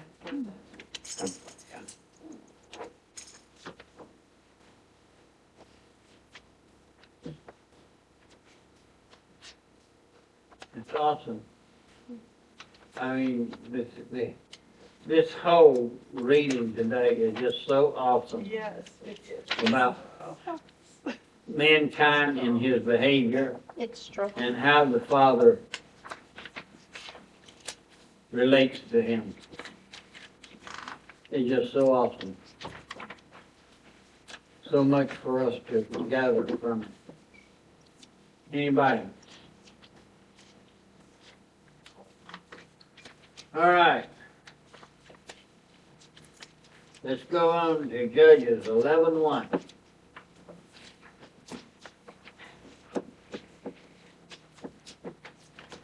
Judges 11:1. And Jephthah the Gileadite was a mighty brave one, but he was the son of a whore. And Gilead brought forth Jephthah, and the wife of Gilead bore sons. And when his wife's sons grew up, they drove Jephthah out and said to him, "You shall not have an inheritance in the house of our father, for you are the son of another woman." And Jephthah fled from his brothers and dwelt in the land of Tob. And worthless men banded together to Jephthah and went out with him. And it came to be sometime later that the children of Ammon fought against Israel. And it came to be when the children of Ammon fought against Israel that the elders of Gilead went to bring Jephthah out of the land of Tob. And they said to Jephthah, "Come, and you shall be our commander, and let us fight against the children of Ammon." But Jephthah said to the elders of Gilead, "Did you not hate me and drive me from your father's house? Why have you come to me now when you are in trouble?" And the elders of Gilead said to Jephthah, "That is the reason we have turned to you, that you should go with us and fight against the children of Ammon, and be our head over all the inhabitants of Gilead." And Jephthah said to the elders of Gilead, "If you take me back home to fight against the children of Ammon, and Yahweh gives them to me, am I to be your head?" And the elders of Gilead said to Jephthah, "Yahweh is witness between us if we do not do according to your words. If we do not do according to your words." Then Jephthah went with the elders of Gilead, and the people set him over them as head and commander. And Jephthah spoke all his words before Yahweh in Mizpah. And Jephthah sent messengers to the sovereign of the children of Ammon, saying, "What is between you and me, that you have come to fight against me in my land?" And the sovereign of the children of Ammon said to the messengers of Jephthah, "Because Israel took my land when they came up out of Mitzrayim from the Arnon as far as the Yabok and to the Jordan. And now give back to those lands in peace." But Jephthah again sent messengers to the sovereign of the children of Ammon, and said to him, "This is what Jephthah said. Israel did not take the land of Moab, nor the land of the children of Ammon.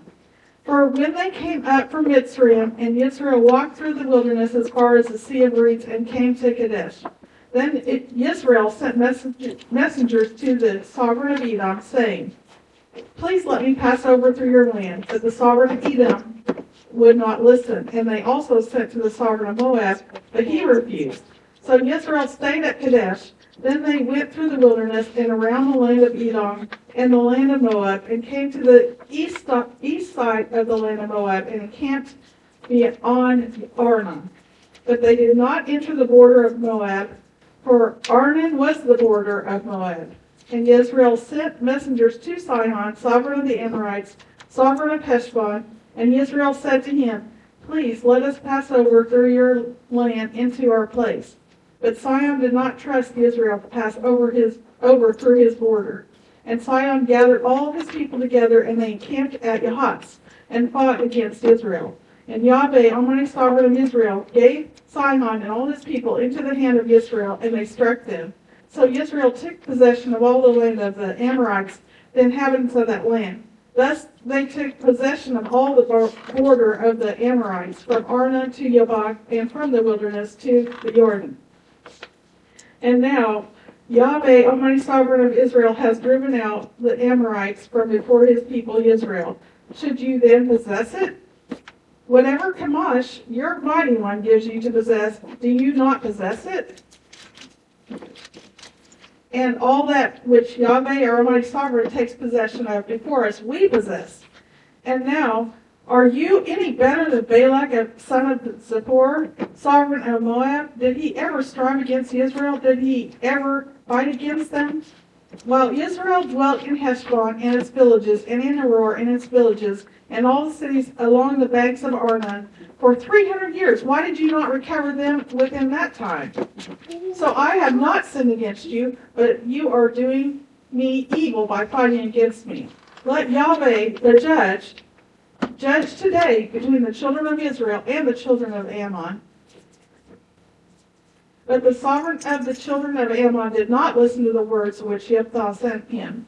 And the spirit of Yahweh came upon Jephthah, and he passed through Gilead and Manasseh, and passed through Mizpah of Gilead. And from Mizpah of Gilead he passed on toward the children of Ammon. And Jephthah made a vow to Yahweh, and said, if you give the children of Ammon into my hands, then it shall be that whatever comes out of the doors of my house to meet me, when I return in peace from the children of Ammon, shall belong to Yahweh, and I shall offer it up as an ascending offering.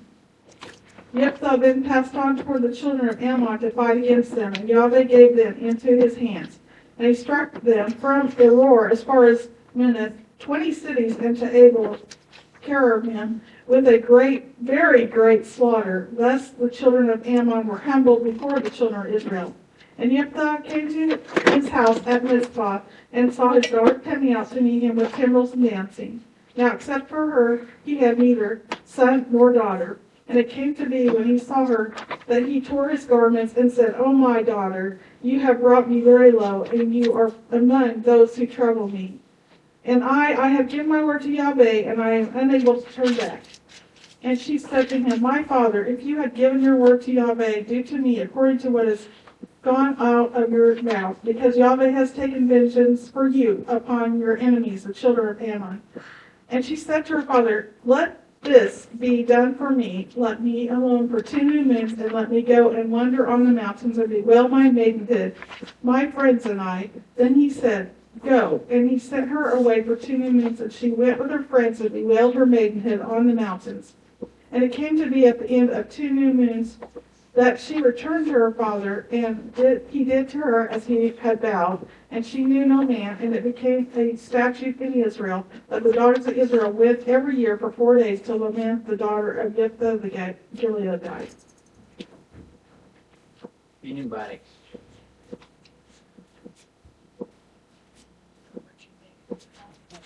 I think that we should take from this particular reading, be careful what you vow. When you make a vow, it says fail not to keep it. And he made a vow, not knowing what was going to come out of his house. And what came out of his house was his daughter, his only daughter, most prized possession. I think it's pretty awesome.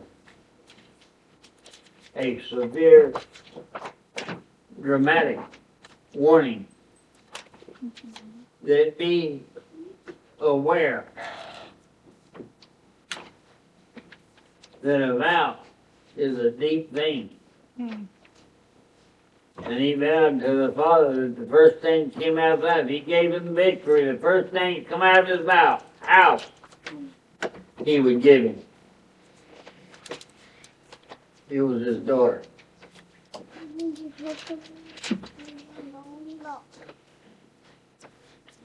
Go ahead. And you can see the emotion of him, they kick him out of their house, and, he's rejected by his brothers because he's of a whore woman, and then they call him back, and he's angry at them.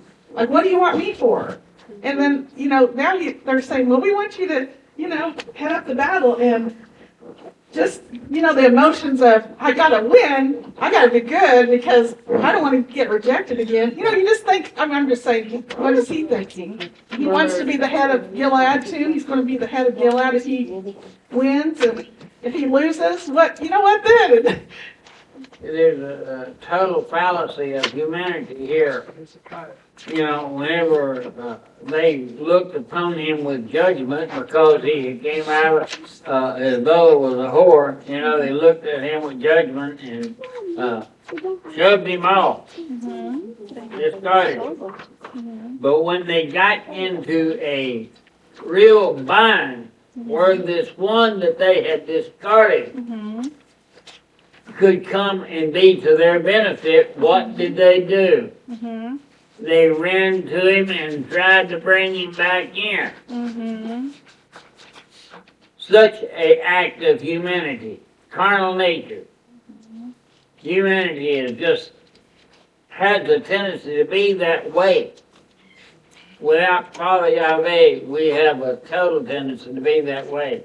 If you can help me, okay, I'll include you and embrace you and cause you to be part of me. But if you have no value to me, well, shove you away. But when you become a value to me, I will come and embrace you and bring you back in. How many times has the church done that over the years? With its members, with its people. It's happened time and time and time again where churches split. And then when it's beneficial for them to take part of that split back, they take it back. Oh. We need to understand that the only rescue we have from our human nature is Almighty Yahweh. Yes. The carnal mind is at enmity with Almighty Yahweh. The only rescue we have from our carnality is the word of Yahweh, following his instruction, walking in his way. Anybody?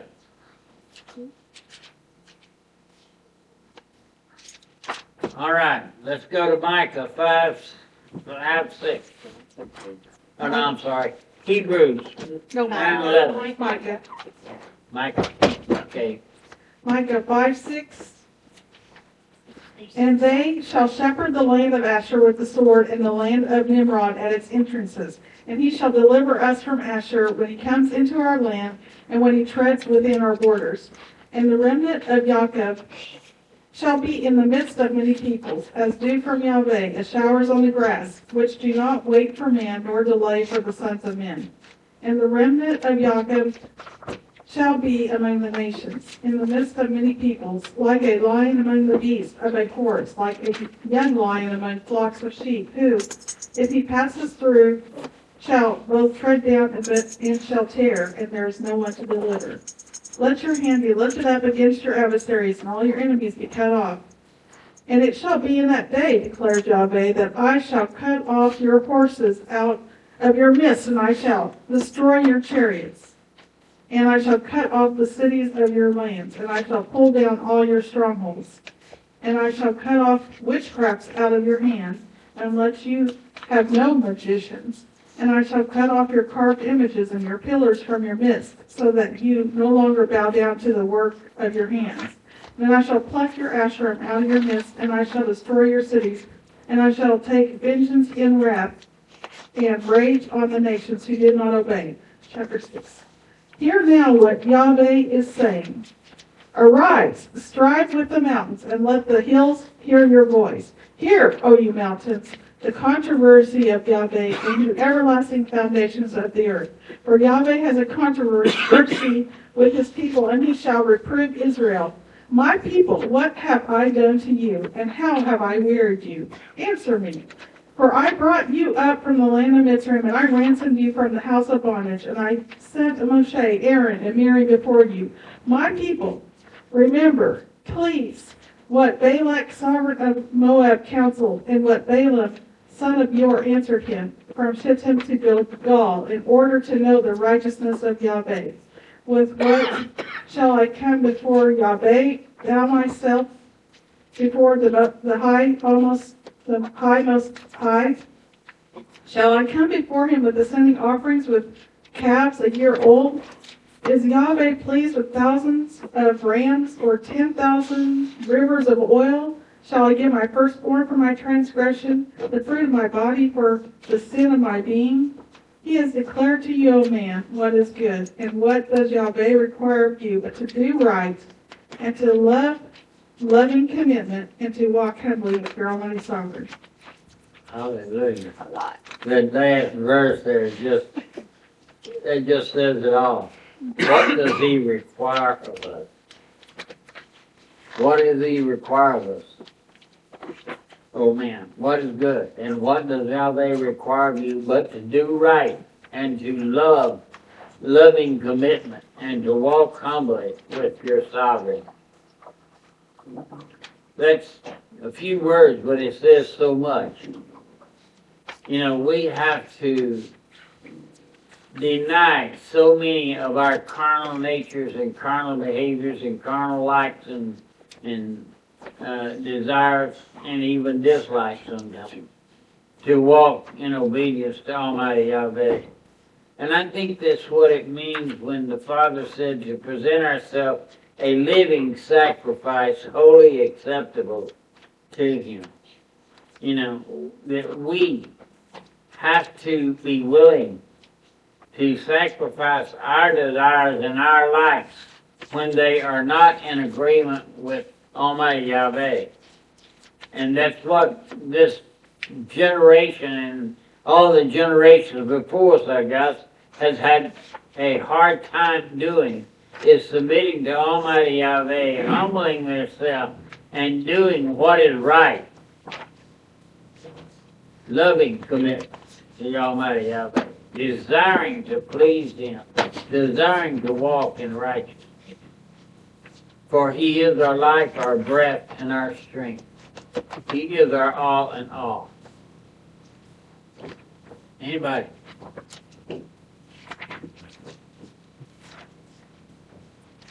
All right. Now Hebrews 9:11.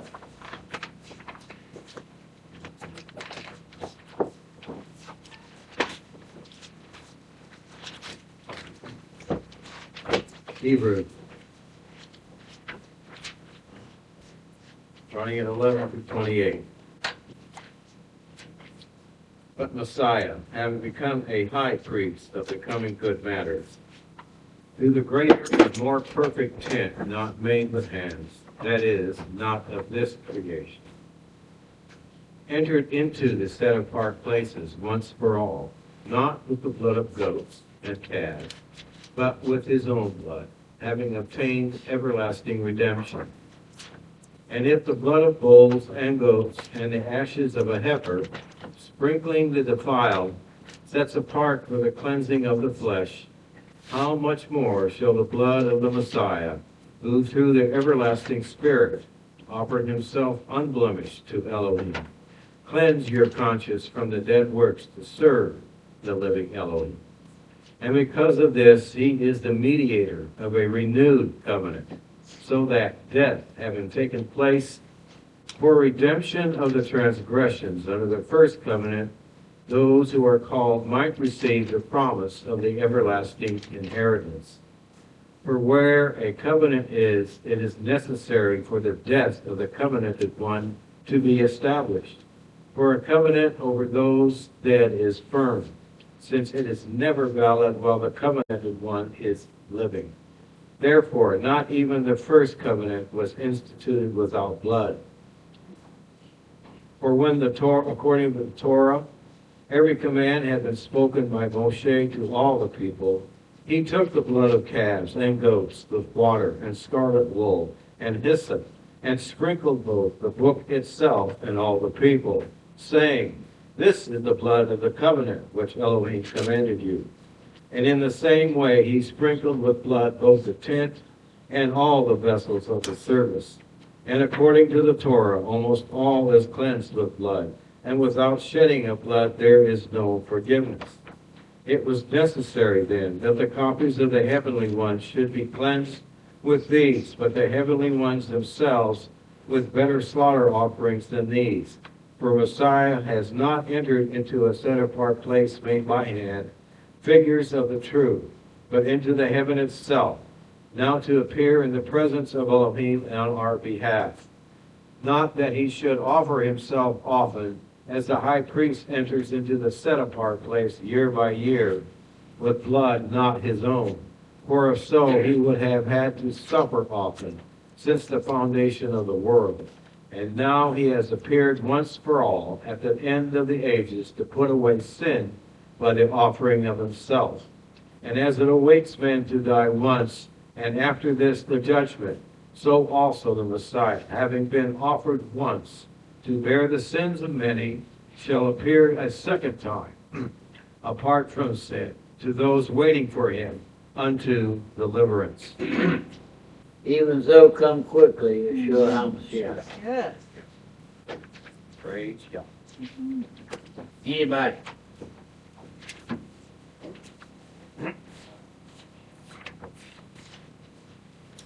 I think it's so obvious here that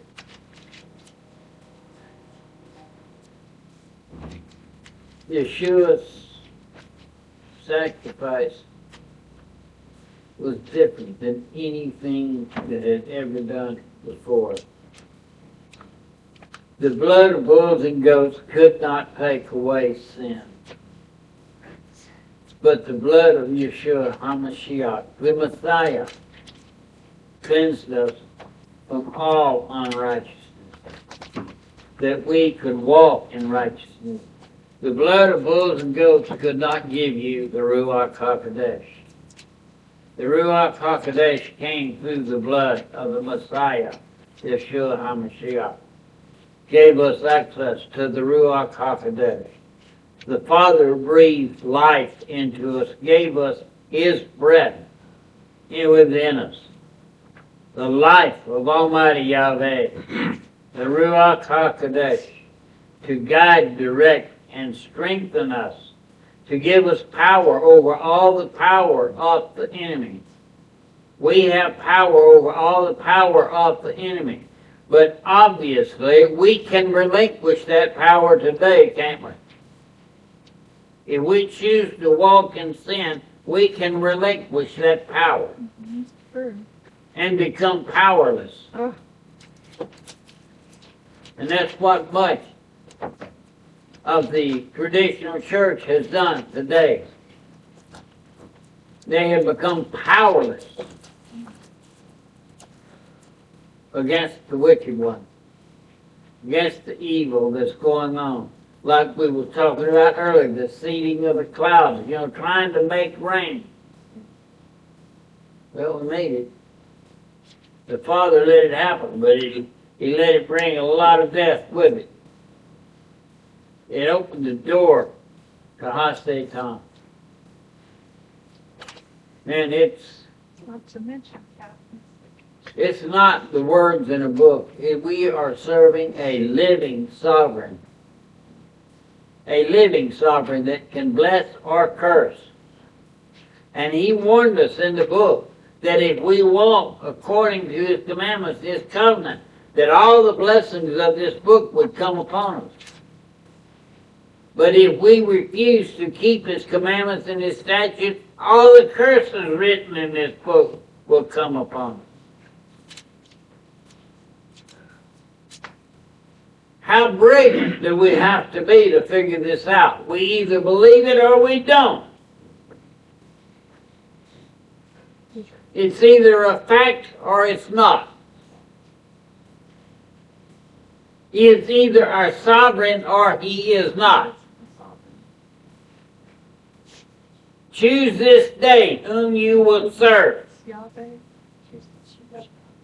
If Almighty Yahweh be sovereign, then serve Him.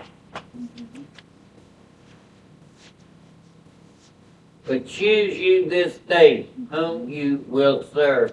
yes. And do not back off of it. Anybody? Go ahead.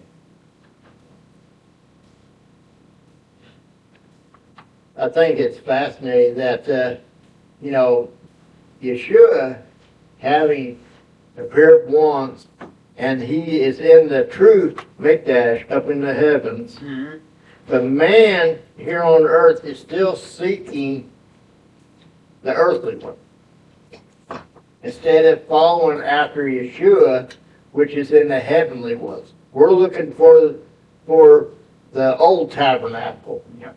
You know, we're wanting to resurrect the old tabernacle, going backwards instead of forward. You know, we need to follow after Yeshua, and our eyes need to be upon Him, and not the things that are of this world. And the Mikdash of this world was of this world, is a copy of what's in heaven. We need to be seeking the true and not the copy. And the only thing we have here on earth to give us what the truth is in His Word. Yes. And the Ruach HaKodesh. Yes. Anybody? Go ahead. Yeshua states in John 6, "He that drinks my blood and eats my flesh shall have eternal life." He was actually contrasting the Sinai covenant there when he said that, because the Israelites were prohibited from eating flesh with blood in it. He didn't want us to eat that. He wanted us to eat the flesh and the blood from eternal and gain eternal life from Yeshua. That's why the contrast was made back toward the old covenant. Find him there in John 6. Well, obviously, he was talking about consuming the Word and the Yes. cleansing of the blood, not physically eating the blood. Yeah, and abiding in Yeshua. Eating the blood and drinking my blood and eating my flesh. That's all abiding in Torah. Right. Exactly. Focused. Exactly. Anybody? Go ahead. Again, we're back to the Word being the bread. Mm-hmm. You know, and like you're talking about, and like Rachel was talking about the manna, which was the light bread. Mm-hmm. You know, which they just they're fed up with it. Yeah. You know, they're tired of eating this stuff. Oh, We cannot get tired of eating this. right. We got to devour it every day. Oh, Right. Yeah. You know, and you cannot lose your taste for it. Right. Right. We just can't allow ourselves to be distracted. Eating the Word and basking in the redemption by the blood of Yeshua HaMashiach. That's our life. That's our life. Anybody? Well said. All right. Let's go on to Romans 11:25. I missed that on my. Sorry. All right, John 3:10. Y'all keep me straight. John 3:10. Yahushua answered and said to him, "Are you the teacher of Israel, and do not know this? Truly, truly, I say to you, we speak what we know, and witness what we have seen, and you do not receive our witness. If you do not believe when I spoke to you about earthly matters, how are you going to believe when I speak to you about the heavenly matters? And no one has gone up into heaven except he who came down from the heaven, the Son of Adam. And as Moshe lifted up the serpent in the wilderness, even so the Son of Adam has to be lifted up, so that whoever is believing in him should not perish, but possess everlasting life. For Elohim so loved the world that he gave his only brought forth Son, so that everyone who believes in him should not perish, but possess everlasting life. For Elohim did not send his Son into the world to judge the world, but that the world through him might be saved. And he who believes in him is not judged, but he who does not believe is judged already, because he has not believed in the name of the only brought forth son of Elohim. And this is the judgment, that the light has come into the world. And men love the darkness rather than the light, for their works were wicked. For everyone who is practicing evil matters hates the light, and does not come to the light, lest his work should be exposed. But the one doing the truth comes to the light, so that his works are clearly seen, that they have been wrought in Elohim. Awesome. Anybody? Go ahead. So, verse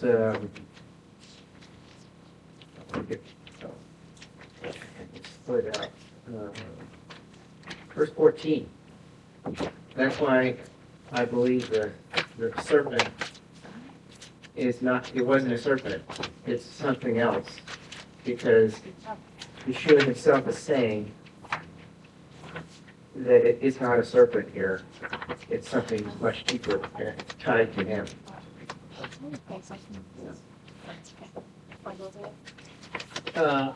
That's very possible. What you're saying is very possibly true. But I think here in this scripture in 14 that it's basically using a parallel that as the serpent was raised up in the wilderness, and when people looked upon the serpent, they were delivered. And Yeshua was raised up, lifted up on the stake, just as the serpent was. You know, and then when people looked upon him and actually received him as their Messiah, that they would be saved as the people were in the time of Moshe, that there was deliverance by turning to him. And I believe that's even another indication that it wasn't a cross that he was on, it was a stake. Right. You know, that he was lifted up on. Looks like confirmation of that to me. Yeah. Yes. I just don't know. See, that's where I want to question going back to scribes, because and what they put down. Because see, the New Testament translators are trying to tie that back to what they are trying to interpret in what they see in the Old Testament that was given to them at the time. And I think you should always criticize the lying tongue of the scribes, because I don't think Yeshua would compare himself to a serpent, because the serpent in the garden is... He wasn't comparing himself to the serpent, he was comparing himself to be the Savior, because that serpent on that pole was a deliverance for the people. He wasn't comparing himself to a serpent. He was comparing himself to be the Savior of Israel. Just like it's not a cross, it's a stake. Yeah. It's the same picture, you know. It's not a cross, it's a stake. So that's why, you know, is it more like something else, like the seed, the Hebrew letter, the seed. He's the seed, more like the manute on the stake versus a snake on the stake. And a noon looks like it's like a seed, like a sperm. That's the head, the tail. And that's what the seed is. That's why, that's my belief. That it's not necessarily a snake, but a seed. Well, and that, going back to the passage in Numbers, then Rachel brought up in verse 9 about the serpent. It has a different word there. It literally is a nun in there. And so I believe it's the letter nun that was fashioned on the pole. And it's symbolizing the sun, the seed, so that the seed was raised up on the pole, on the steros, not the cross. See, I think it's the same thing. Is the Pharisees, in a like fashion that we today have turned the stauros into a cross, the Pharisees turned the moon into a serpent.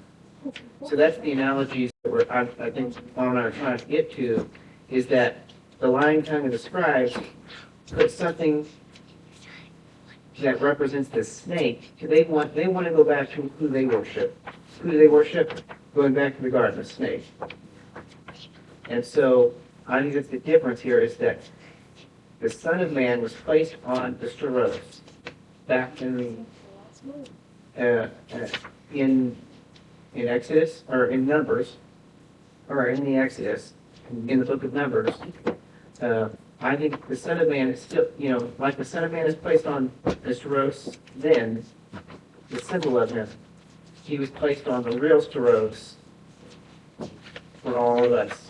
And so I think it's tied to the Son. No, I think. I believe we all going to be aware of what we stand before Him, what it all meant, and I think we need to search and try to understand. But all we have is the Word. Right. Well, and I believe that their goal was to get your eyes off the shoe. Yeah. That was their goal, to get your eye off the shoe. Right. Anybody?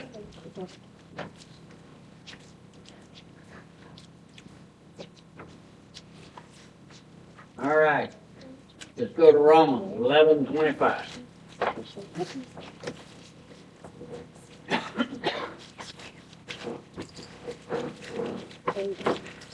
Romans 11:25.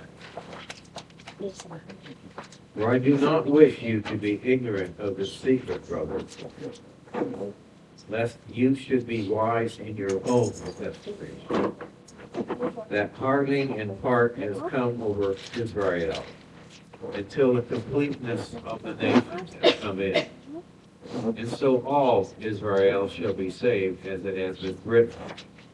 The deliverer shall come out of Zion, and he shall turn away wickedness from their foes. And this is my covenant with them, when I take away their sins. Truly, as regards the good news, they are enemies for your sake. But concerning the choice, they are beloved for the sake of the fallen. For the gifts and the calling of Elohim are not to be repented of. For as you also at one time disobeyed Elohim, but now have obtained compassion to their disobedience, so also these have now disobeyed, that through the compassion thrown you they also might obtain compassion. For Elohim has shut them all up to disobedience in order to have compassion on all. Hallelujah. Anybody?